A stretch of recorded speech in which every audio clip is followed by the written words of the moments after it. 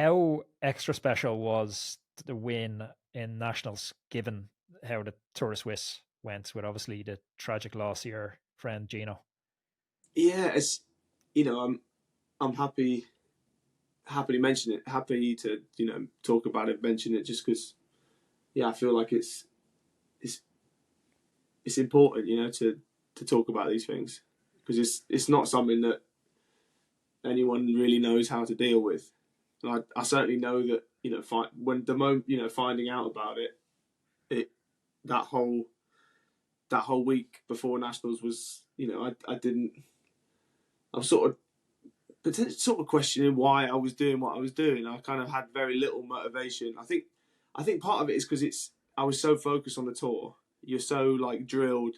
Training is everything. You're like more focused than ever on eating and getting the most out of yourself. And then something like that happens, and I think the reaction is you think about yourself and you go, what am I doing? Like, why? What's the it basically just puts everything into perspective. And I really, that was one of the hardest weeks of my life. I don't know what I can't imagine how his family, his girlfriend especially, like it's awful. But with that, there is that extra. Matteo was talking about it. You've got that. You kind of lost that motivation and perspective, but then you also gain. You just sort of gain a bit of freedom in that it doesn't really matter. We're just enjoying riding our bikes. Like, it's not. Let's just enjoy it for Gino, because that's what he unfortunately can't do anymore. And yeah, I think it certainly meant that nationals, I raced it with more freedom, and I wasn't bothered that much about winning. I kind of ultimately, it doesn't matter. I'm just there enjoying racing my bike, and that's kind of the most important thing about what we do, I guess. We had another, obviously, on that, like, condolences to you and all the lads who knew him. We had another tragic accident here in Ireland last year as well, roughly around the same time. It was a prominent female cyclist in the Irish community, and out on a training ride, and she got hit head on with a car, and she didn't make it either. She passed away on the scene. And I know for me, like, in the aftermath of that, it was really hard to process it, like, because it's just like, when I went away from kind of chasing the pro dream, it's dangerous. Like, when you're doing these races and you're descending at 100k an hour, you're following wheels, you're taking risks, you're cutting blind corners. I was able to kind of segment that and say to myself, okay, that's dangerous. But what you do now, like racing locally, doing group rides, that's pretty safe. And then when she got killed, it was like, I almost didn't know how to process that, because I was like, I thought what I do now is safe. Yeah, And it's like, it's still, actually, even talking about it, it's still pretty hard to figure out how to compartmentalize that. Yeah, I think that's even more.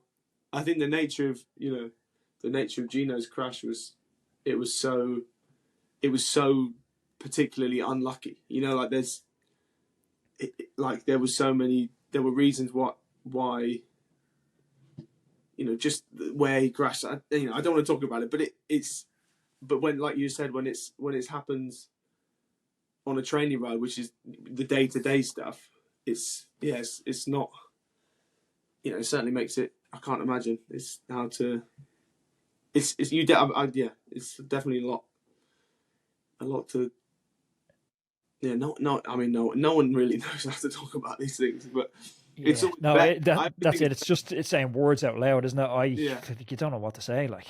no, but I prefer the approach of saying words out loud rather than keeping everything in, or whatever. It was handy, actually. When I found out, my dad randomly had just come up to stay just up here in Manchester, and so I had people around me that I could come to terms with it rather than just being on my own, because I think it would have been real tricky if I was just on my own with no one to talk to. Obviously, the team were helpful talking, but it's that person to person conversation is helpful as well. And I don't even know if there's an answer to this one. As me and a good buddy of mine had often debated, came up riding together for years, and we've seen in the last 4 or 5 years a couple of just really tragic crashes. A friend of ours hit from behind and he couldn't ride again. Obviously, Gabby, who I mentioned, tragically passed away. You look at Gino, the same fate. And it's like, I love cycling and I get so much out of cycling. And I encourage everyone that comes into my life, if they haven't tried cycling, to cycle. Some of my best mates are cyclists. Some of my fondest memories are cyclists and races. And then I just wonder, like, is the risk to reward worth it? Like, is what we do just so dangerous that these things are inevitable and we somehow just bury our head in the sand to the dangers of this sport?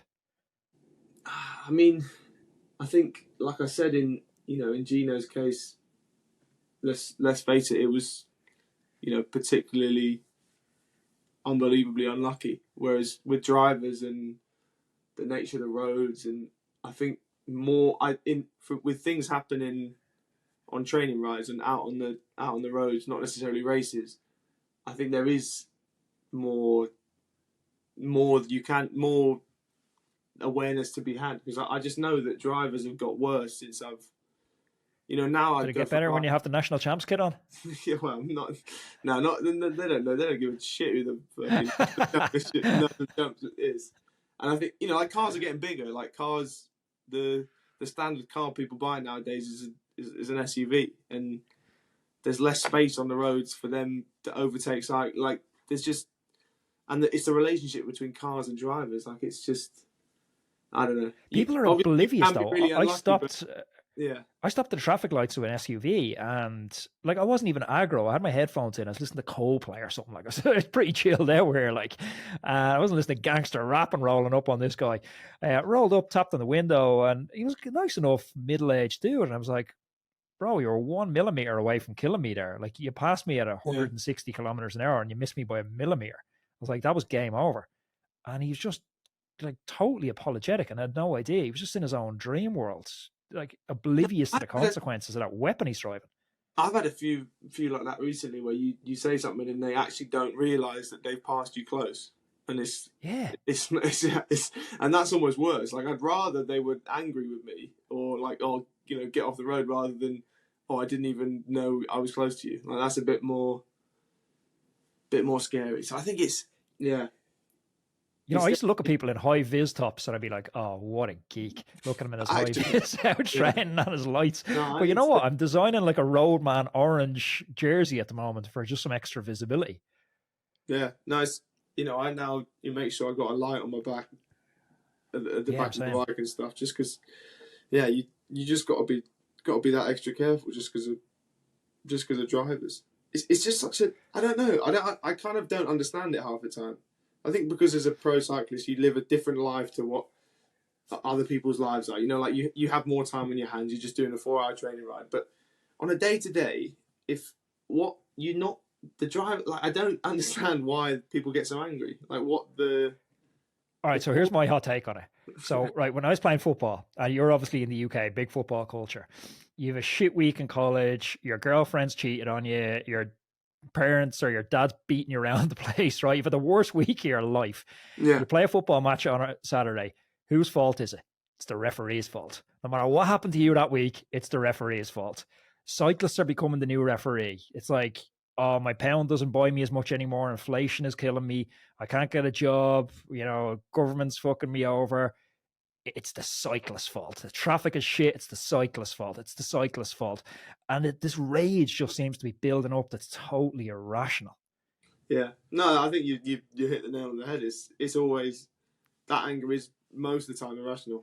And the best way to respond to that is always not to rise to that sort of irrational. Because if you get angry as well, it's kind of like what you're both losing.